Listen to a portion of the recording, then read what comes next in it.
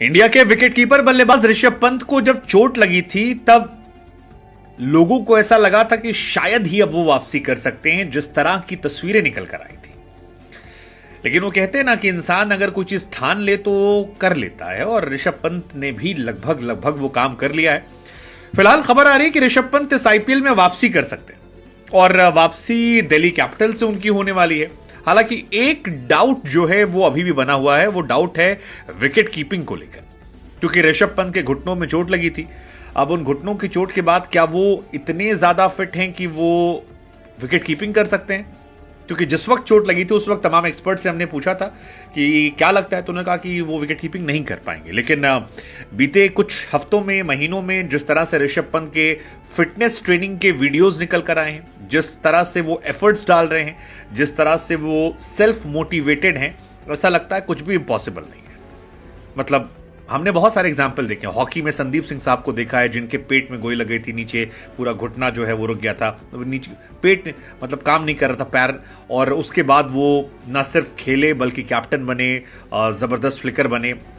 सो हौसला बहुत बड़ी चीज है, और ये हौसला उन्होंने दिखाया है। लेकिन सवाल फिर यही बरकरार है कि क्या ऋषभ पंत जो है वो विकेट कीपिंग कर पाएंगे? अब तक जो न्यूज है उसके मुताबिक कहा जा रहा है कि फेब में शायद उनकी वापसी हो सकती है क्रिकेट के मैदान। आप में से जो लोग भूल गए उन्हें हम याद दिला दें कि 30 दिसंबर की वो रात थी, एक साल पहले, और ऋषभ पंत दिल्ली से देहरादून जा रहे थे, मर्सिडीज कार से अपनी जा रहे थे।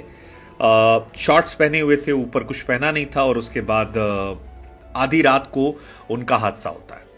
मुझे याद है उस वक्त मैं एक चैनल में काम करता था और वहां पर मैंने खबर पढ़ी, और बहुत पेनफुल था। ऋषभ पंत की तस्वीरें आई, कैसे गाड़ी से उन्हें निकाला गया, फिर उनकी गाड़ी जो है बगल में धू धू करके जल रही थी, उनकी आंखों के सामने वो 2-3 लोग जिन्होंने उन्हें वहां से निकाला, बचाया, डिवाइडर जो होता है बीच में वहां पर रखा, और उसके बाद ऋषभ पंत की हेल्प की।